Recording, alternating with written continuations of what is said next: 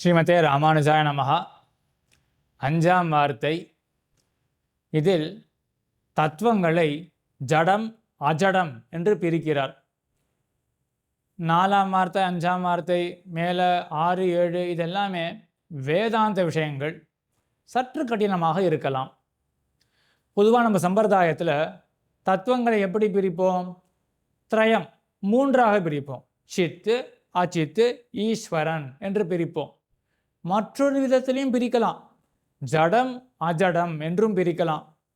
அதை தான் இங்கே சாதிக்கிறார் இந்த வார்த்தையில். ஜடம் என்றும் அஜடம் என்றும் தத்துவங்களை இரு வகையாக பிரிக்கலாம் என்று. இந்த ஜடத்தையே மறுபடியும் பிரிக்கிறார்கள். ஜடம்னா என்னன்னு முன்னாடியே பார்த்துட்டோம். ஜடம்னா என்ன?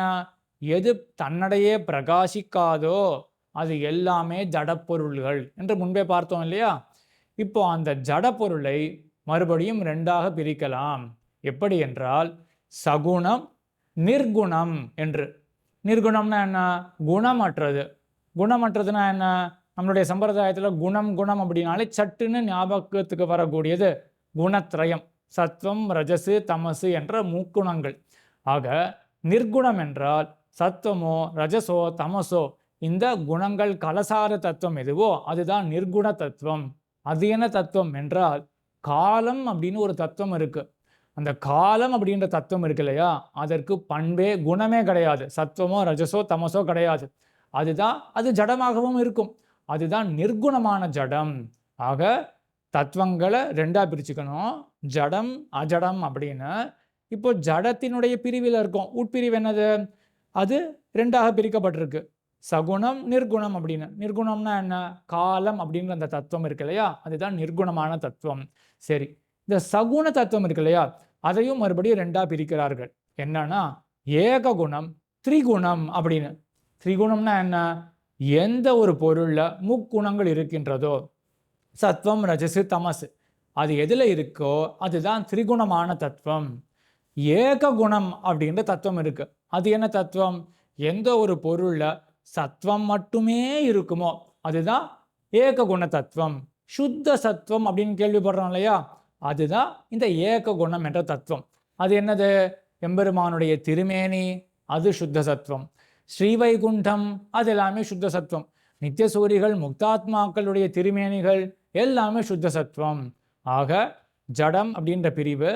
அதுக்குள்ள என்ன பார்க்கிறோம்? நிர்குணம் சகுணம் அப்படின்னு பார்க்கிறோம். நிர்குணம்ன்றது தான் கால தத்துவம்.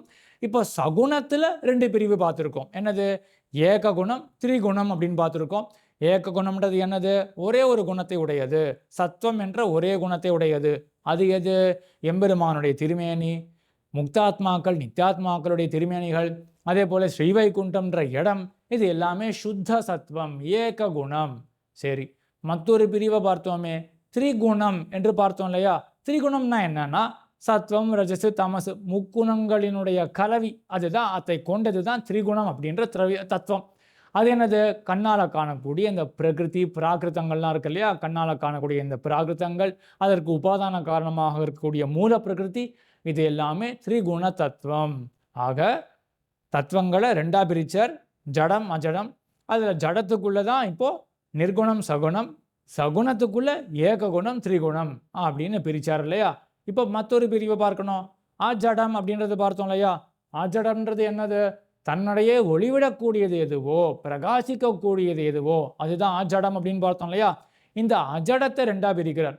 பிரத்யக்கு பராக் அப்படின்னு பிரிக்கிறார். பிரத்யக் அப்படின்னா தனக்கு தானே ஒளிவிடக்கூடியது. அஜடம்னாலே ஒளிவிடக்கூடியது தானே, பிரகாசிக்கக்கூடியது தானே. அதுல 2 இப்போ உட்பிரிவு. பிரத்யக்கு பராக். அதுல பிரத்யக்குன்றது என்னது? தனக்குத்தானே ஒளிவிடக்கூடியது, தனக்குத்தானே பிரகாசிக்கக்கூடியது, அது பிரத்யக்கு. பராக், பராக்குன்றது பிறருக்கு பிரகாசிக்கக்கூடியது, பிறருக்கு ஒளிவிடக்கூடியது. சரி, அஜடத்துக்குள்ள பிரத்யக்கு பராக். பிரத்யக்கில் 2 தத்துவங்கள் இருக்கு.